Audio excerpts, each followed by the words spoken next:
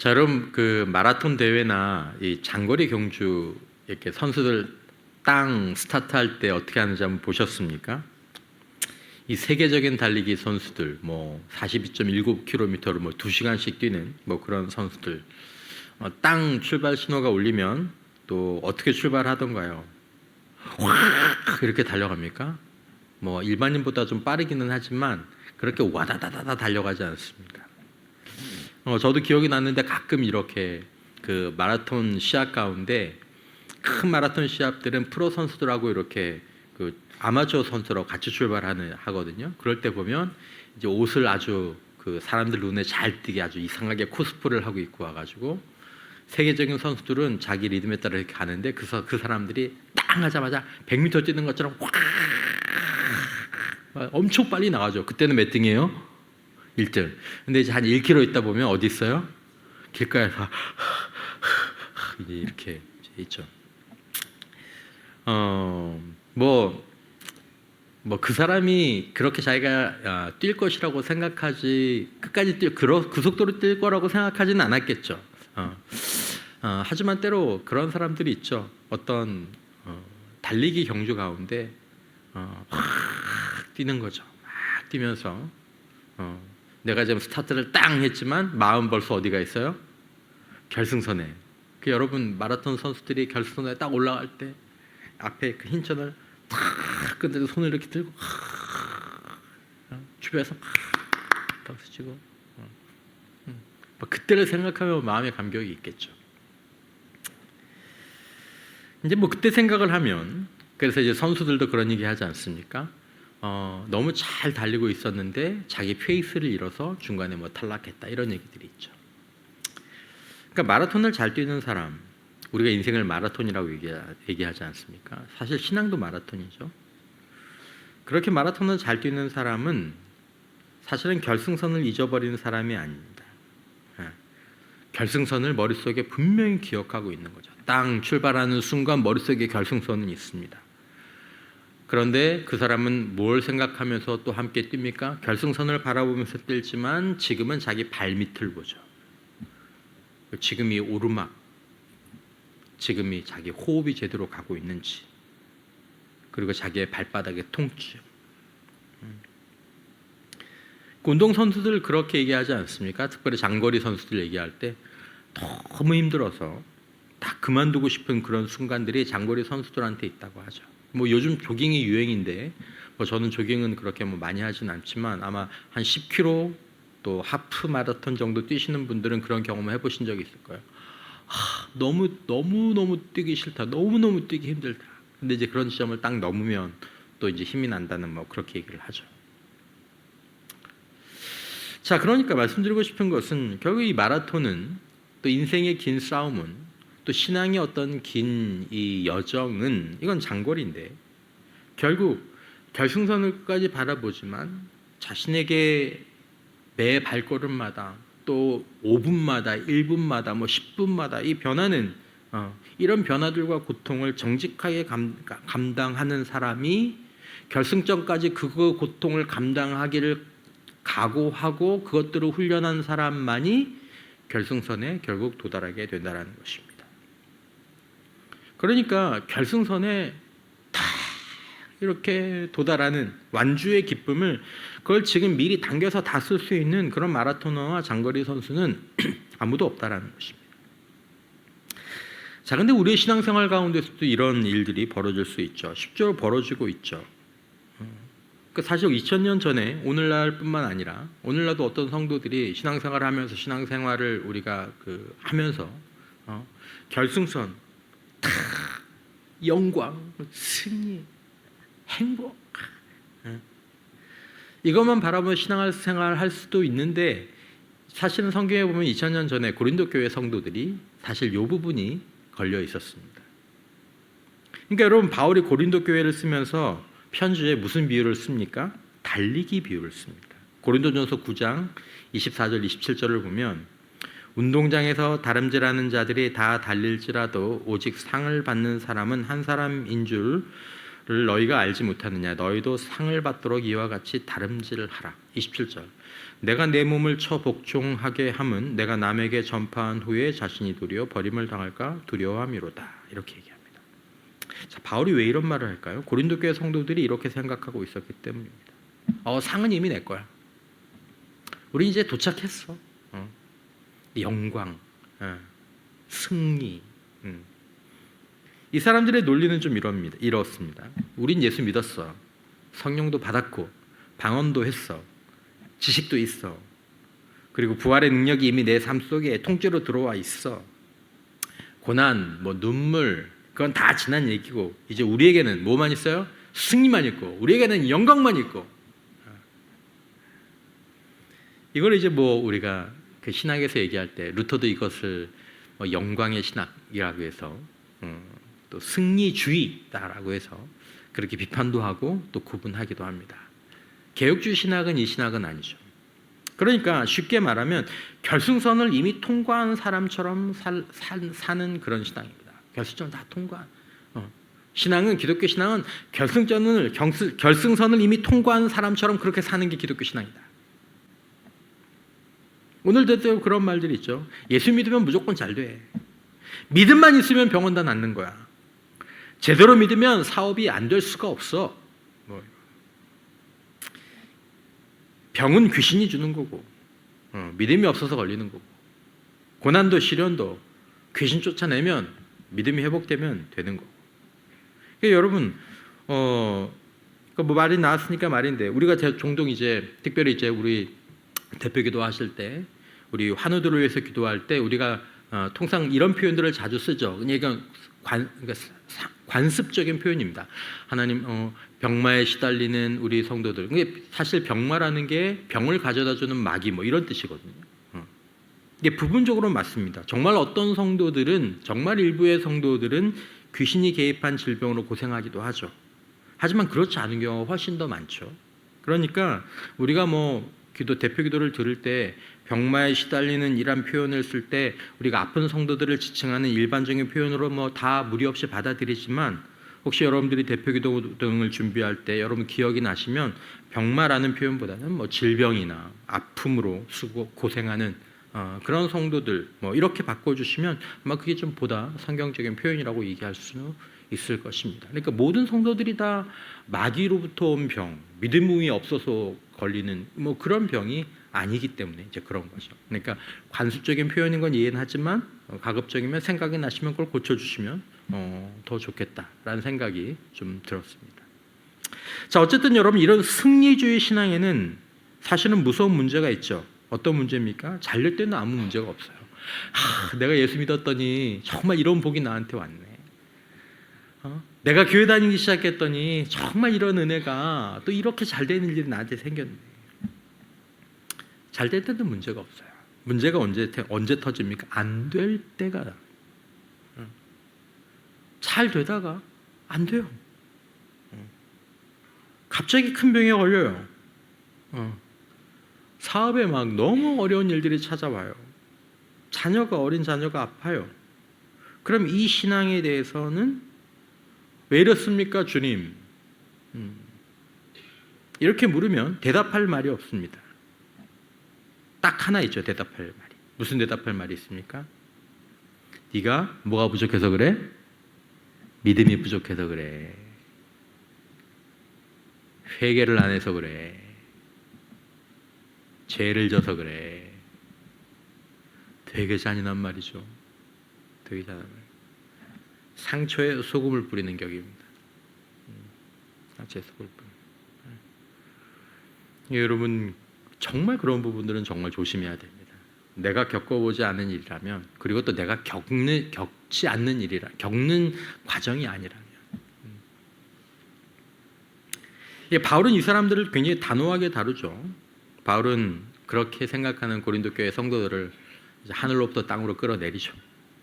그리고 아주 분명한 사실 하나를 그들의 눈앞에 딱 들입니다. 무엇입니까? 십자가에 못 박히신 그리스도. 너희 뭘 보고 있니? 고린도 교회에 믿음의 자녀들이여, 당신들 지금 뭘 보고 신앙생활하고 있습니까? 당신은 예수하면 뭐가 먼저 보입니까? 하나님 하면 뭐가 먼저 보입니까? 여러분들은 기도할 때 뭐가 먼저 보입니까? 예배할 때 뭐가 먼저 보입니까? 그 얘기를 하는 겁니다. 여러분들이 자랑하고 바라보는 그 화려한 영광 말고 먼저 이것을 봐야 합니다. 다 벌고 벗기셔서 온몸에 상처가 안 난 곳이 거의 없을 정도, 그렇게 아무 힘도 없이 나무에 달려 죽으신 우리 주님. 여러분, 하나님의 지혜가 거기 있습니다. 하나님의 능력이 여기 있는데 여러분들은 도대체 뭘 보고 있는 겁니까? 그 얘기를 사실은 사도 바울이 합니다. 여러분, 우리가 이제 함께 돌아봐야 될 것들은 이제 이런 부분들이죠. 나는 지금 결승선을 이미 통과한 사람처럼 그렇게 살고 믿고 있는가? 내 믿음이 바라보는 것이. 아니면 나는 지금 십자가를 지고 그 결승선을 바라보면서 달려가고 있는가? 여러분들의 신앙의 여정, 그리고 인생을 살아가는 어떤 가치관과 태도나 입장은 어디에 가까우신 것 같습니까? 여러분, 먼저 우리가 알아야 될 것은 사실은 우리가 지금은 십자가의 시간이고 부활은 마지막 날에 완성되는 것이다라는 것입니다. 이게 여기서 풀어야 될 오해가 있죠. 우리가 십자가와 부활을 그냥 시간 순서로만 생각할 수 있습니다. 그러니까 금요일은 십자가의 시간, 그리고 일요일은 부활의 시간. 십자가의 시간은 끝났고 이제 부활의 시간이 시작됐다. 이렇게 생각하는 거죠. 그래서 이렇게 결론 나는 거죠. 예수님이 부활하셨으니까, 죽으시고 부활하셨으니까 나는 내 인생에서 나에게는 이제 십자가가 끝났어. 나한테 이제 십자가는 다 끝났어. 끝난 거야. 그런데 여러분, 성경은 그렇게 말하지 않습니다.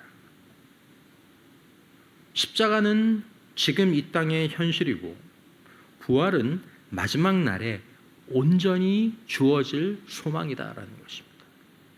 십자가는 지금 여기의 현실이고 부활은 마지막 날에 온전히 주어질 소망이다. 여러분, 이 말을 오해하시면 안 됩니다. 부활이 오늘 현실과 아무 상관없는 이제 나중에, 부활은 하나님 나라는 여기서는 상관없고 나중에 죽은 후에 주님 오실 때 그때 우리들에게 주어지는 그런 의미가 아닙니다. 오히려 그 반대죠. 그 마지막 날의 그 부활의 빛이 지금 우리 안으로 밀고 들어오고 있다라는 것입니다. 우리의 길은 이미 그 부활을 향해서 나아가고 있다라는 것입니다.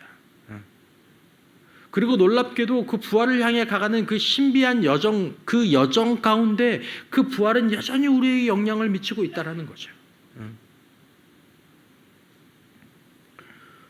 우리가 이 사실을 기억할 때 우리가 오늘의 어둠을 완전히 새로운 눈으로 보게 되는 것입니다. 그러니까 여러분, 마라톤 선수들이 저 끝에 결승선이 있고, 그리고 그 뒤에 자신을 기다리는 영광이 있고, 그리고 이것이 그곳을 향해서 가는 과정들이 있고, 이 과정 가운데 어떤 것들이 이렇게 놓여지는지 알면, 그걸 아니까 그 숨을 헉 내면서 거의 죽음과 삶을 갔다 갔다 하면서 그렇게 달려가고 있는 건 아닙니까? 근데 그 상황만 딱 놓고 보면 뭘 저렇게 죽어라, 저렇게 달리고 있나 라고 생각하겠죠. 여러분들이 보시는, 또 제가 보는 영광스러운 결승선을 향한 길이 이미 마련되어 있고, 여러분과 저는 우리의 마음으로, 우리 신앙으로 그 길 가운데 서 있는 사람이냐라는 것입니다. 이런 신앙의 관점들이, 또 이런 전망들이 우리들 안에 있느냐라는 것이죠. 그 신앙의 마라톤을 헉헉거리면서 때로 넘어지며 찢어지며 달려갈 때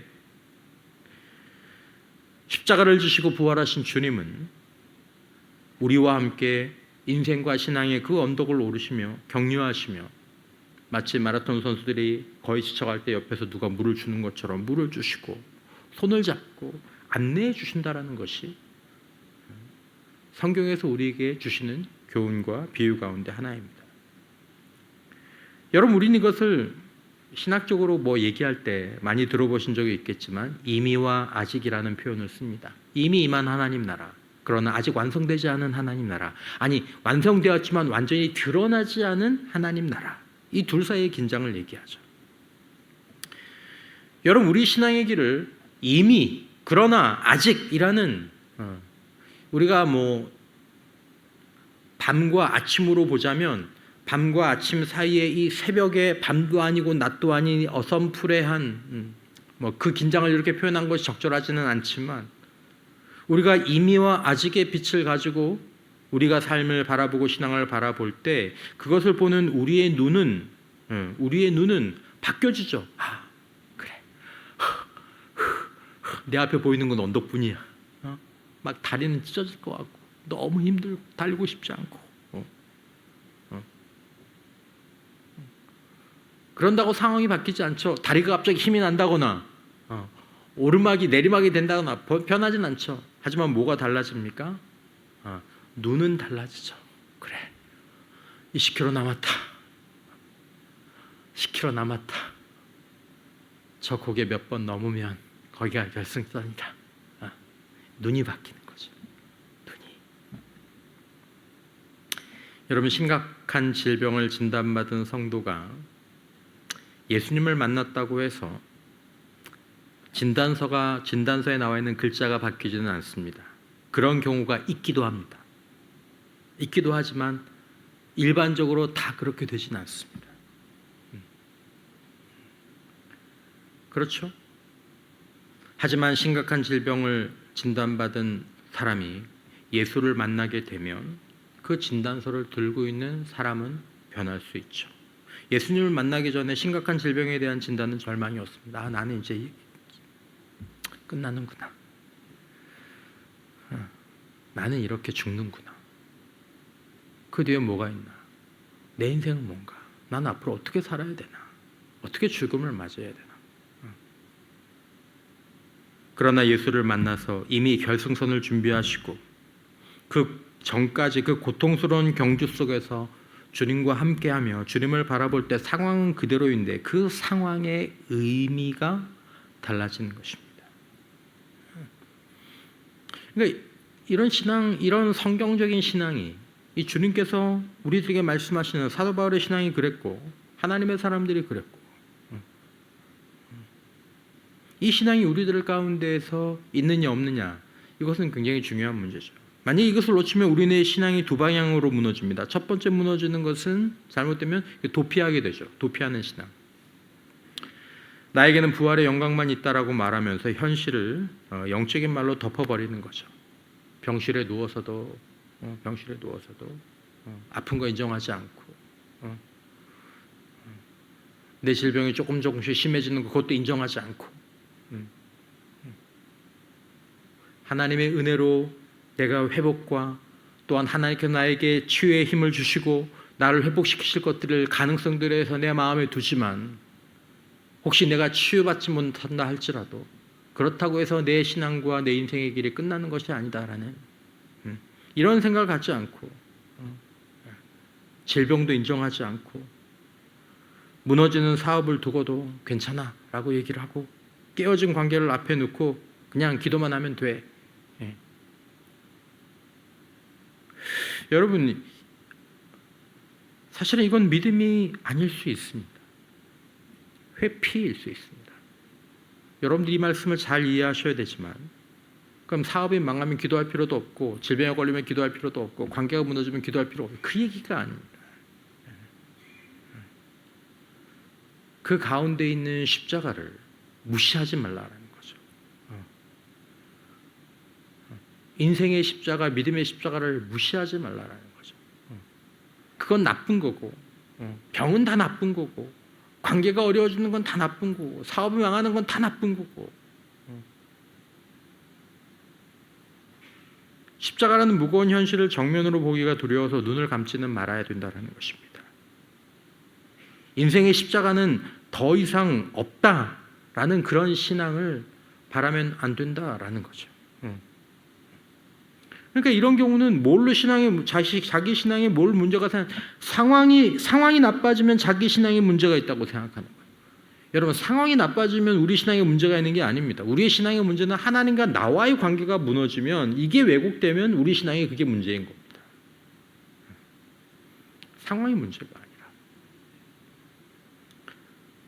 두 번째, 우리가 이 신앙의 관점들을 제대로 갖고 있지 못하면 체념하는 신앙이 되죠. 교회 안에 체념하는 신앙이 더 많을 수 있습니다. 특별히 인생이 후반부로 가면서 체념하는 신앙으로 많이 기울 수 있습니다. 여러분, 아무리 건강하게 살아보십시오.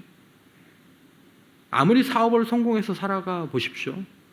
인생은 결국 기울다가 저무는 해입니다. 많이 남지 않았습니다. 아무리 많이 남아도 많이 남지 않았습니다. 결국 다 쓰러져 갑니다. 전부 다 쓰러져 갑니다. 그러면 어떤 마음들이 듭니까? 그래, 인생은 고생이지. 아이고, 인생이 이렇게 허무하네. 그래, 나는 원래 이렇게 살다 가는 사람이지. 이게 인생인가 보다. 소망이 없어요. 소망이 없는 거예요. 그냥 견디기만 하는 거죠. 내가 인생과 신앙의 십자가를 지고 가는데 부활과 하나님 나라의 소망을 미래에서 지워버린 거죠. 여러분, 이제 작년을 넘어서 노년으로 가는 성도님들 잘 보셔야 합니다. 내 안에 점점점 다가오는 영원한 결승선에 대한 소망이 점점 커져가고 있는가. 마라토너들은 압니다. 보면서 이제 한 30km 지나면 10km만 가면 된다. 10km만 5km 남았다. 3km 남았다. 그들은 뒤로 갈수록 더 힘이 나고 더 소망이 되어지고 더 기대가 되고. 한국 사회에서 산다는 건 어쩌면, 지금 같은 사회에 산다는 건 어쩌면 이 부분이 제일 심각한 문제였을 것 같습니다.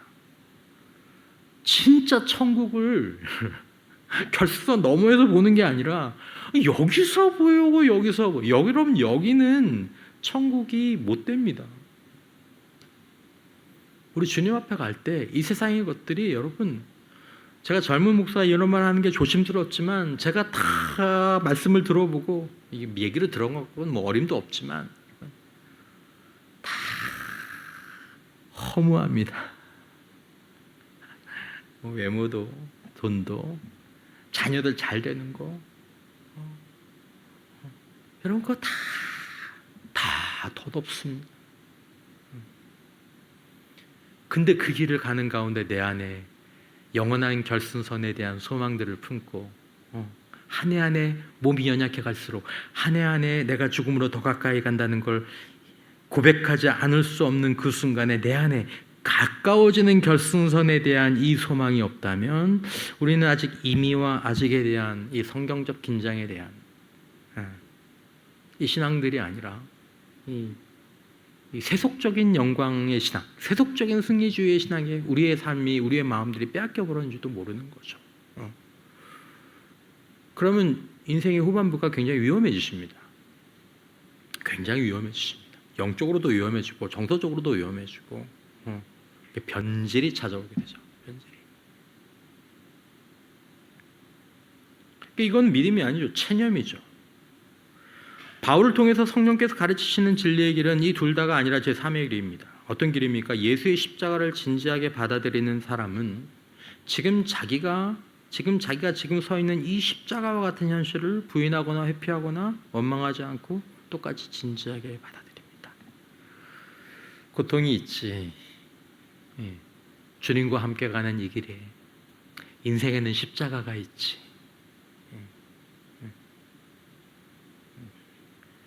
무슨 뜻입니까? 미래의 부활을 이유로, 하나님 나라를 안다는 이유로 오늘날 어려운 현실을 부정하거나 이것을 하찮게 여기지 않는다라는 것입니다.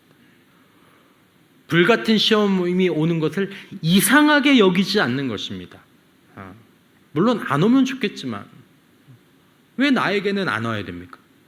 나에게도 올 수도 있지. 나보다 더한 경우들도 오는데. 제가 아침에 이렇게 식사를 하면서 오늘도 이렇게 아파트로 이렇게 쭉 올라가는데 이렇게 저희 교회에서 이렇게 아침이나 이렇게 저희 아파트 입구로 딱 들어갈 때 보면 바로 뒤에 산이잖아요. 산에서 나오는 이 공기가 좋은 공기가 쭉 내려오면서 꽃향기가 확 옵니다. 와, 너무 좋은 거예요. 너무 좋은 거예요. 그리고 집에 올라갔더니 반찬에 밥에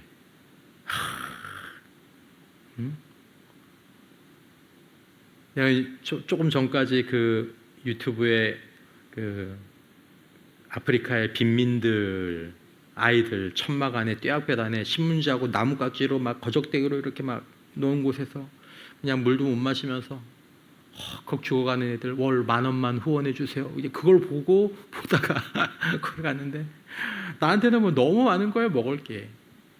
내가 뭘 잘해서 이렇게. 난 잘한 게 없는데. 나는 그냥 태어나 보니 여기 태어났고. 내가 뭘 잘한 게 있었어. 내가 뭘 잘한 게 있어.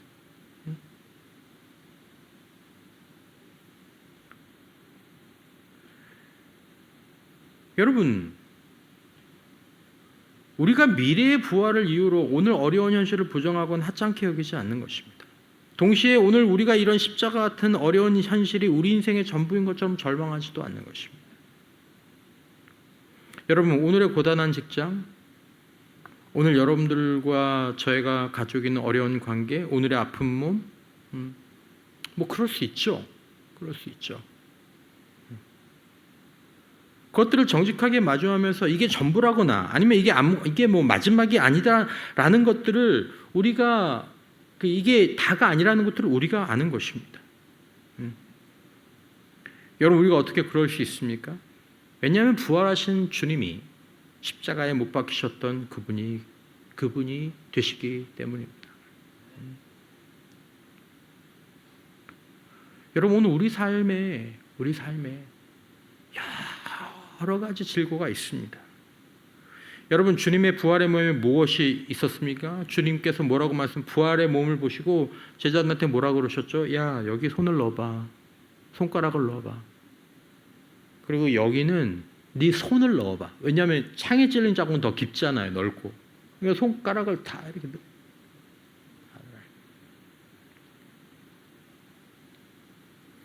여러분, 우리 주님은 상처를 안고 부활하셨습니다.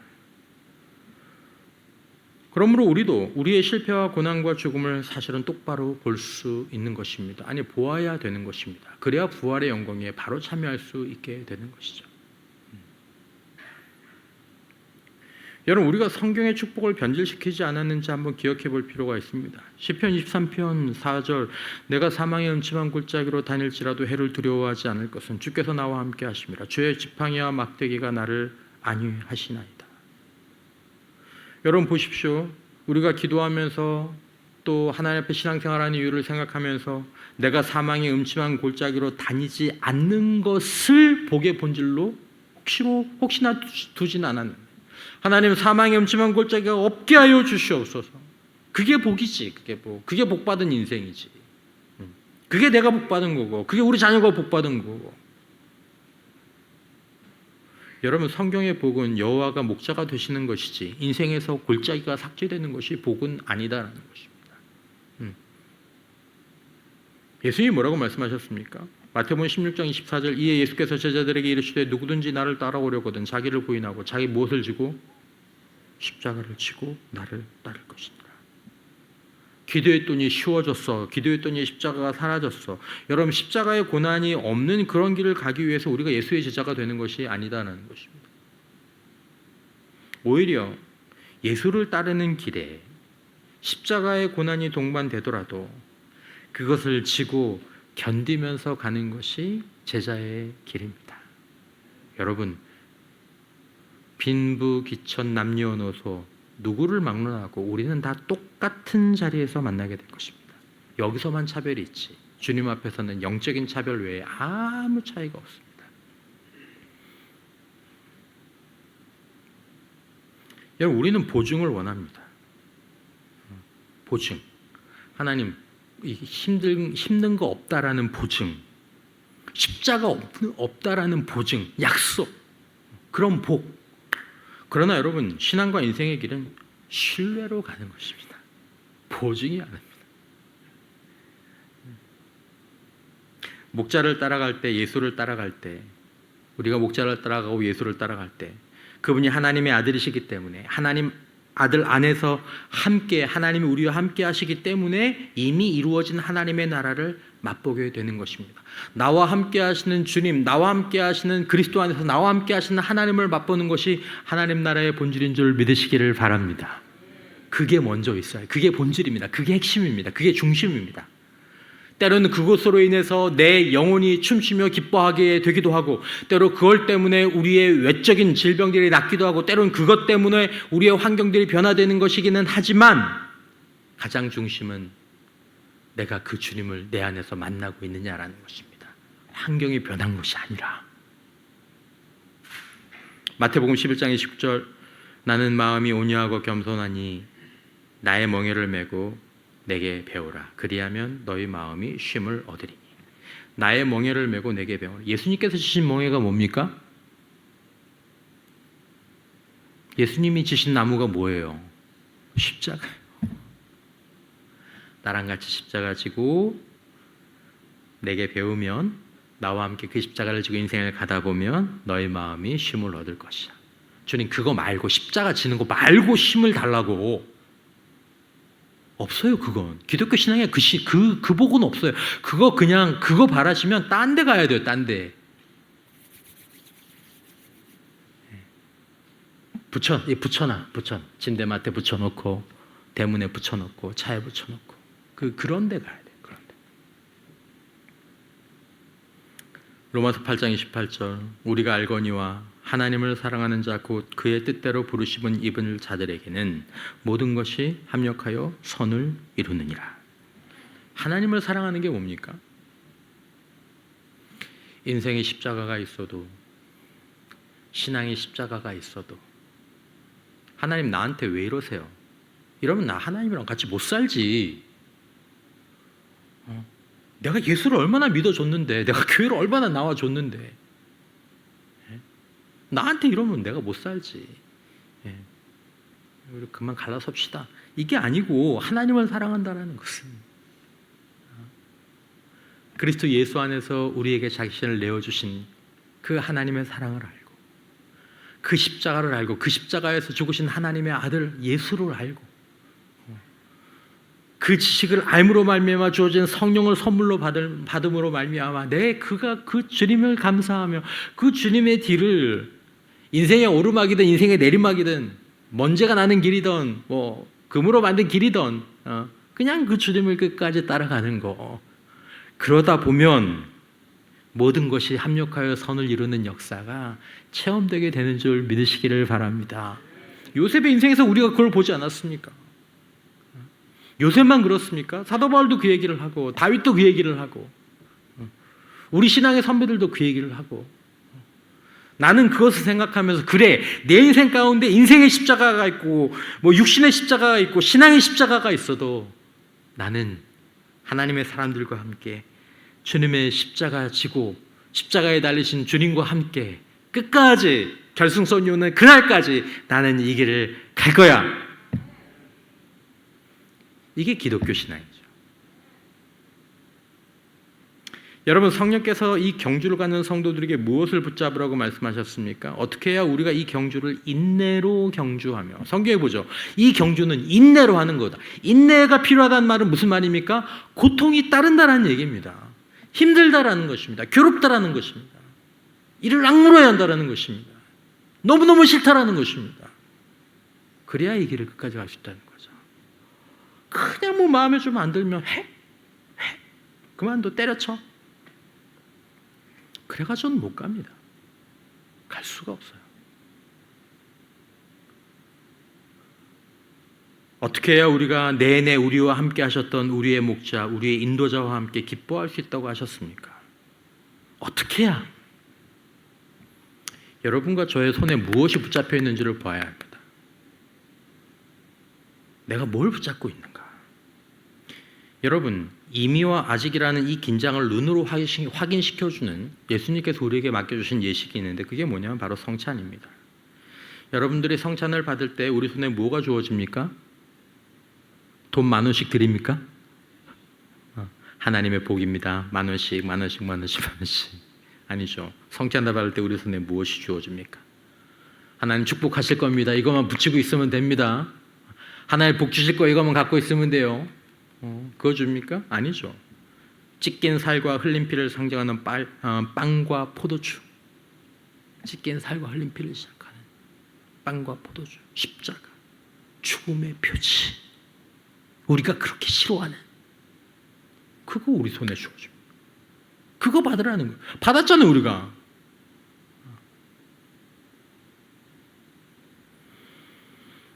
여러분, 우리는 예배 중 가장 거룩한 순간에 주님의 전인격적인 고난과 죽으심을 손에 줍니다. 받아줍니다.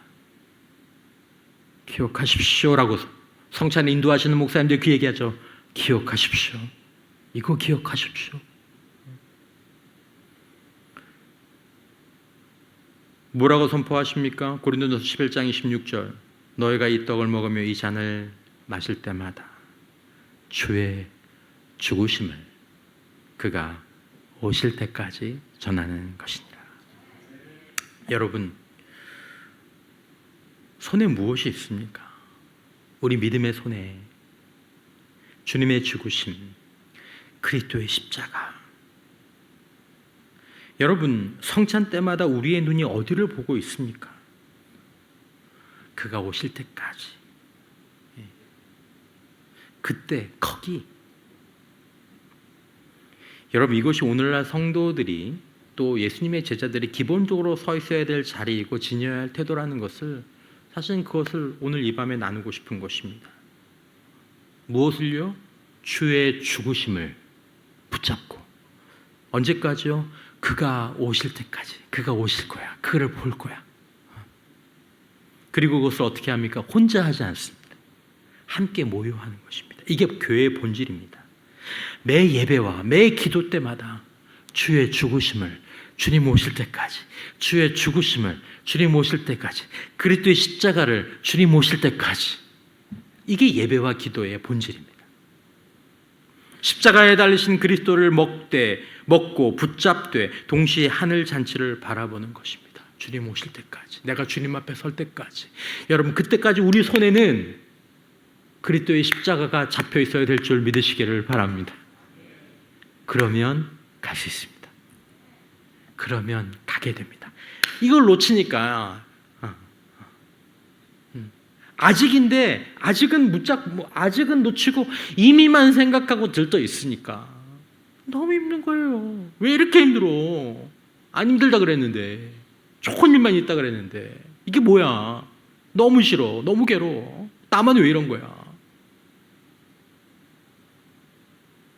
죽음의 표지를 손에서 놓아버리거나 금빛 성공만 자랑하기 시작하는 순간, 교회나 성도는 그냥 뭐 세상의 기업이나 뭐 다른 뭐 세속적인 집단하고 구별이 되지 않는 거죠. 더 큰 건물, 많은 숫자, 뭐 영향력, 그것만 자랑하는 그런 교회, 그런 성도. 사실은 기독교는 그런 기독교는 없거든요. 성경에는.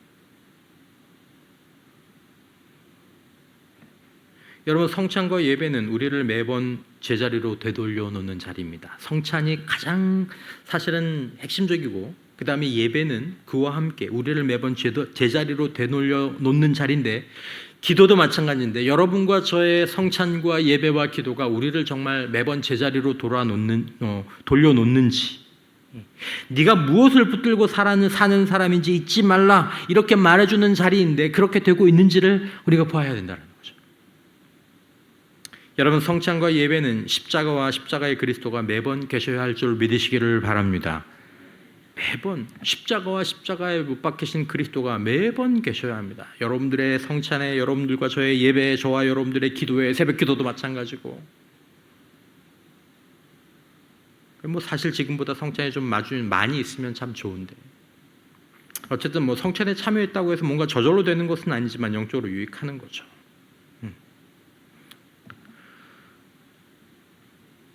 여러분 살다 보면 그런 날들이 있죠. 하나님이 나를 완전히 버리신 것 같은 밤, 기도해도 천장만 보게 되는 밤. 하나님 함께 하신다고 약속했잖아요. 하나님 왜 이런 질병이, 왜 자녀들의 어려움이, 왜 이런 가정과 환경의 어려움이, 왜 내 인생에 떠나지 않습니까? 때로는 그런 성도들도 있죠. 여러분 지금 우리 중에는 그 밤을 지나고 계신 분들 많습니다. 제가 다 알지는 못하더라도 그래도 제가 알지 않습니까? 이렇게 쭉 보면 이제 한 7년 지나니까 나누었던 성도들의 이런 기도의 제목들이 이렇게 쭉 보면 두두두둑 이렇게 손에 만지는 것처럼 마음에 드르르르 걸려요. 걸려요. 영광과 승리의 신학은 대답하지 못합니다. 아까 말씀드린 것처럼 대답을 하는데 사람을 죽이는 대답을 하죠. 믿음이 부족해서 그렇습니다. 세상에. 그러나 여러분 십자가의 복음은 대답이 다릅니다. 저쪽에 말씀드린 것처럼 하나님은 기병대처럼 달려와서 우리의 고난과 십자가를 치워주시는 분이 아닙니다. 여러분 십자가는 쓰레기가 아닌 줄 믿으시기를 주님의 이름으로 축원합니다. 여러분들과 저의 인생의 십자가는 쓰레기가 아닙니다. 그게 쓰레기면 주님의 십자가도 쓰레기입니다.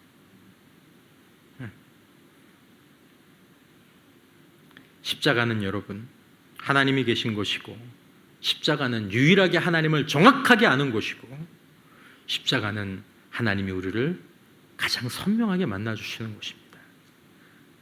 여러분 우리 인생과 신앙의 십자가, 그것이 육체이든 가정이든 무엇이든 여러분 그 십자가를 가지고 그리스도 앞에 열린 길로 나아가실 수 있는 은혜가 있기를 주님의 이름으로 축원합니다. 여러분 그리스도의 십자가를 향한 길이 나의 십자가를 붙잡을 때 열립니다. 솔직히 여러분 우리가 잘되고 평안할 때 그리스도의 십자가 얘기를 하더라도 우리가 인세상에 취해서 십자가를 향한 길이 잘 안 열립니다. 근데 나에게 작은 아픔이라도 있으면 십자가 그때서야 보이기 시작합니다. 보려고 할 때. 나의 십자가를 가지고 그리스도의 십자가 앞에 나아갈 때, 두 십자가가 만날 때 우리는 하나님을, 참된 기독교의 하나님을 알고 체험하게 되는 것입니다. 여러분 겟세마네 동산에서 예수님이 뭐라고 말씀하셨습니까? 이 잔을 내게서 옮겨주십시오. 주님도 십자가를 피하고 싶으셨습니다. 십자가 위에서 예수님이 뭐라고 말씀하셨습니까? 나의 하나님, 나의 하나님, 하나님이 내 하나님인데, 아니 아버지가 나의 아버지인데 왜 나를 버리십니까? 하나님께 버림받은 것 같은 그 절규를 하나님의 아들이 먼저 하셨죠. 여러분 우리 안에서 나오는 절규는 때로 불신앙이 아닙니다. 다만 주님께서 십자가에 하신 그 절규를 듣지 못하는 건 이건 불행한 일이죠. 주님이 나를 위해서 나처럼 십자가에서 그런 고통을 당하셨구나. 그 주님이 나와 함께 하시는구나. 여러분 기독교가 어디서 시작되었습니까? 그리스도의 십자가에서 시작되었습니다. 그 어둠과 죽음이 부활의 아침으로 뒤집혀졌습니다. 여러분 영광의 신학도 반은 필요합니다. 그러나 그 안에는 인생과 신앙의 경주 속에 남아있는 십자가를 이해할 수 있는 지식과 능력이 나오지 않습니다. 그리스도의 십자가를 붙잡고 나가시는 저와 여러분들 되시기를 주님의 이름으로 축원합니다. 먼저 이것을 붙잡아야 됩니다. 항상 이것을 붙잡아야 됩니다. 그리고 이걸 붙잡을 때 그리스도의 부활의 능력이 따라오는 것이, 이거 없이 그리스도의 부활의 능력을 맛보려고 하면 이제 그때부터 신앙이 허상이 되는 거죠. 남은 길이 멀고 여전히 험하지만 완전한 하나님 나라의 결승선, 부활하신 찬란한 그 부활의 아침과 면류관이 저와 여러분들을 기다리고 있음을 바라봐야 할 줄 믿습니다. 우리 찬양이 있지 않습니까? 주님 오실 날 멀었네? 주님 오실 날 멀지 않았네. 주님 뵐 날 멀지 않았네. 여러분 우리는 아침해가 떠오르지 않은 아직 어둑어둑한 새벽의 때를, 이미와 아직 사이를 살아갑니다. 종교교육자 루터가 말했습니다. 십자가는 소망이 전혀 보이지 않는 자리에서도 소망 가운데 믿는 법을 우리에게 가르쳐 줍니다. 십자가. 하나님이 고난의 그늘을 직접 통과하셨기 때문에 이제 우리의 고통은 아무 의미가 없는 허무가 아니라 소망으로 들어가는 관문이 되는 것이죠. 오늘 본문 18절을 보십시오. 생각하건대 현재 고난은 장차 우리에게 나타날 영광과 비교할 수 없도다. 여러분, 우리는 무엇을 봅니까? 사도 바울은 무엇을 보고 있습니까? 바울은 고난을 부인하거나 피하지 않았습니다. 현재 고난이라고 분명히 얘기하고 있습니다. 고난이 있다는 것을 인정합니다. 그걸 쓰레기라고 얘기하지 않습니다. 다만 바울은 그것을 비교하고 있습니다. 저울에 올려놓고 있습니다. 그리고 뭐라고 말합니까? 저울에 올려놓고 비교하니까 현재의 고난이 장차 나타날 영광과 비교가 안 된다라는 거죠. 비교가 안 된다. 여러분, 우리는 어떻게 살아야 할까요? 다시 한번 저와 여러분들에게 강조합니다. 그리스도의 십자가를 이 분주하고 이 세속적인 삶 한가운데에서 꼭 붙잡고 그리스도의 십자가로 돌아가는 은혜가 있기를 주님의 이름으로 축원합니다. 내 손에, 내 마음에 하나님을 생각할 때 여러분 하나님을 생각할 때 그리스도의 십자가가 떠올라야 합니다. 기도를 시작할 때, 예배를 드릴 때 그리스도의 십자가를 먼저 바라보는 저와 여러분들 되시기를 축원합니다. 항상 거기서부터 출발하셔야 됩니다. 큰 은혜가, 제대로 된 은혜가 임할 줄 믿으시기를 바랍니다. 그리스도의 십자가는 기독교의 모든 진리를 명백하게 드러내줍니다. 부활의 영광도 오직 못 박히시고 찔리신 그리스도의 십자가로 가능한 것입니다. 하나님 나라의 능력도 오직 십자가로 승리하셨기 때문에 가능한 것입니다. 우리는 어디서 우리의 하루를, 또 어떻게 우리의 하루를, 우리의 삶과 신앙을 시작하고 있을까요? 날마다 순간마다 그리스도의 십자가를 붙잡고 주님 오실 날, 주님 뵐 날 결승선을 끊고 비교할 수 없는 영광의 날을 믿음으로 바라보고 가는 것입니다. 오늘 인생과 신앙의 십자가를 지고 가는 성도들이 있습니다. 십자가와 고난과 고통과 슬픔은 부끄러운 게 아닙니다. 진짜 부끄럽고 위험한 것은 그리스도의 십자가를 입고 사는 것이 위험하고 부끄러운 것입니다. 우리 손에 십자가가 없는 게 이게 진짜 위험하고 부끄러운 것입니다. 그리스도의 십자가를 인생과 신앙의 또 사망의 골짜기에서 인생의 길 위에서 변함없이 바라보는 은혜가 있기를 바라며 우리의 목자는 그리스도의 십자가로 우리를 인도하신다는 것을, 여러분, 우리의 목자는 그리스도의 십자가를 가지고 우리를 인도하신다는 것을 꼭 기억하셔야 하고, 우리 모두 그리스도의 십자가를 다시 한번 붙잡고 다시 주님과 함께 우리의 인생의 남은 경주를 믿음으로, 진리로, 혼자가 아니라 우리 함께 기도와 격려로 이어갈 수 있기를 주님의 이름으로 축원합니다.